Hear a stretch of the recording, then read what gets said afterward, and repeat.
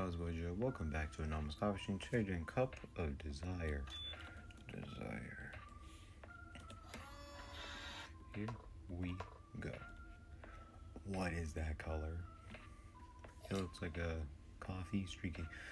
It's intoxicating, rich and velvety, like dark chocolate melting on my tongue, but with an edge that burns.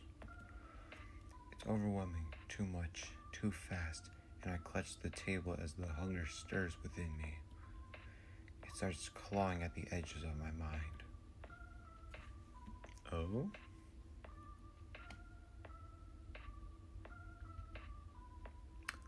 Wow, okay.